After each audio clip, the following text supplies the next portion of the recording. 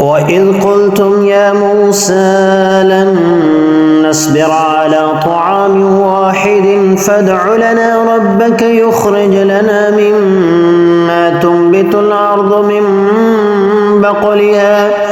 مِن بَقْلِهَا وَكِثَّائِهَا وَفُومِهَا وَعَدَسِهَا وَبَصَلِهَا قَالَ أَتَسْتَبْدِلُونَ الَّذِي هُوَ أَدْنَىٰ بِالَّذِي هُوَ خَيْرٌ اهْبِطُوا مِصْرًا فَإِنَّ لَكُم مَّا سَأَلْتُمْ وَضُرِبَتْ عَلَيْهِمُ الذِّلَّةُ وَالْمَسْكَنَةُ وَبَاءُوا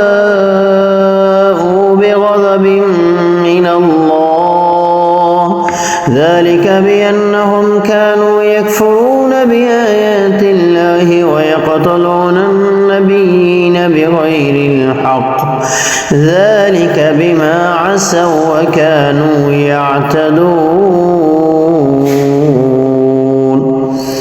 اور جب تم لوگوں نے موسیٰ علیہ السلام سے کہا ہم ایک ہی کھانے پر ہرگز صبر نہیں کر سکتے، بس آپ ہمارے لیے رب تعالیٰ سے دعا کریں کہ وہ ہمارے لیے زمین کی پیداوار کو نکال دے، من بقلہا ساگ ہو، ککڑی ہو، میسور کی دال ہو، پیاز ہو، گیہوں ہو۔ اور موسیٰ علیہ السلام نے پھر قوم سے مخاطب ہو کے کہا کیا تم اچھی چیز کو چھوڑ کر حقیر چیز لینا چاہتے ہو؟ اب تم مصر میں چلے جاؤ، شہر میں چلے جاؤ، وہاں تمہارے لیے ہر وہ چیز ہے جو تم نے سوال کی، جو تم نے مانگی۔ تمہارے اوپر ذلت اور مسکینی ڈال دی گئی ہے، تم لوگ اللہ کے غضب اور غصے سے لوٹے ہو۔